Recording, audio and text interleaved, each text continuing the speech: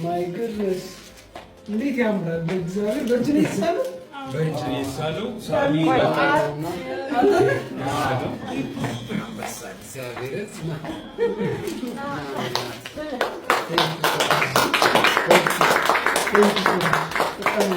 ከትላንትና ጀምሮ ነው ሲፈልጉ በእውነት ጊዜ ሲኖረው ያስባቸው።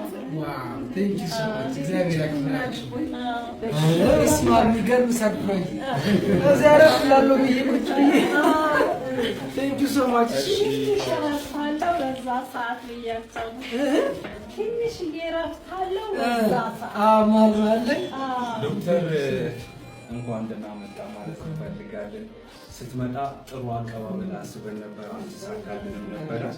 በዚህ መልኩ ያው ዱሚ ዲኮር እንደ ከተማችን በጣም የምትታወቅ አምቦ ጊፍት እንደ ሰርፕራይዝ ዲሊቨሪ ናት እና በጣም ስትጨናነቅ ስታስብበት ነበረ። ትላንት ይሁን ሲባል ነበር እረፍት ላይ ኖሮ ይችላል ብለን እግዚአብሔር ይመስገን ዛሬ ነሳቶልና እና ለመታደስ ብሎና ቤስት ሰርፕራይዝ ለዶክተር አብይና ለዱሚ ዲኮር እንዲሁም ደግሞ ትናንት በፍጥነት ይህን ስዕል ለማዘጋጀት ሲጨናነቅ የነበረው ሳሊ በአንድ ቀን እንዳይሆን ብቻ አርት ይባላል። በአንድ ቀን ትናንትና በአንድ ቀን የሰራው በእውነት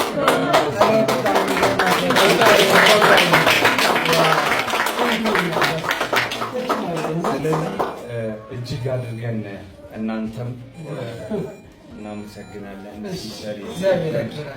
እንዲሁም ይሄ ህፃን ደግሞ ዶክተር አብይ ከ7 ወር በፊት ጅማ አክሞት የሰላም እንቅልፍ እየተኛ ነው ያለው የኔ ልጅ ነው። ከዶክተር አብይ ጋር ጅማ የተዋወቅ ነው። በድጋሚ በሱ በኩል ነው የመጣሁት እኔ።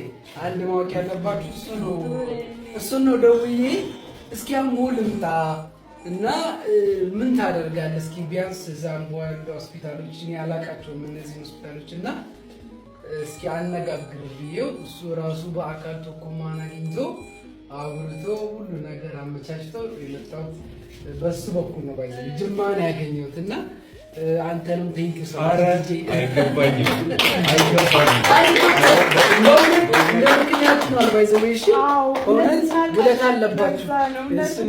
ስለዚህ አሁንም ደግሜ የምናገረው እንደ ዶክተር አብይ አይነት ሰው ጅማም የተናገርኩትን ልናገር፣ በ100 ዓመት አንዴ ለምድር ወይም ደግሞ የሚበረከት አይነት ሰው አይስዌር ቱ ጋድ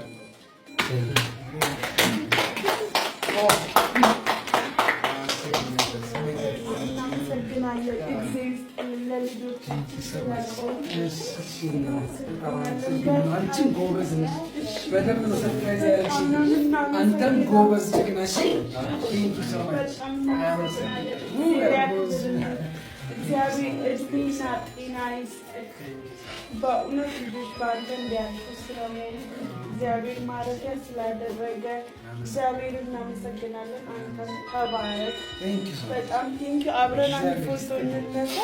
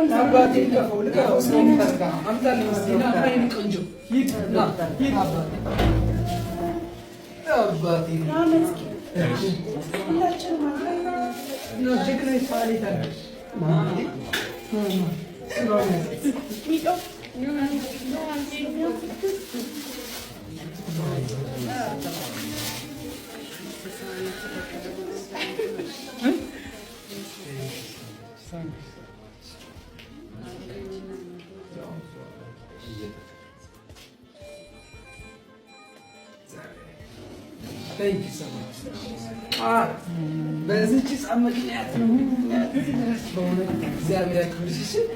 ቴንክ ዩ ሶ ማች በጣም እግዚአብሔር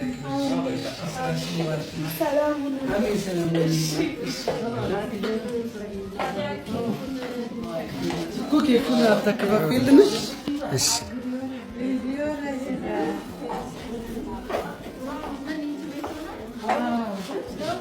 አቤት እሺ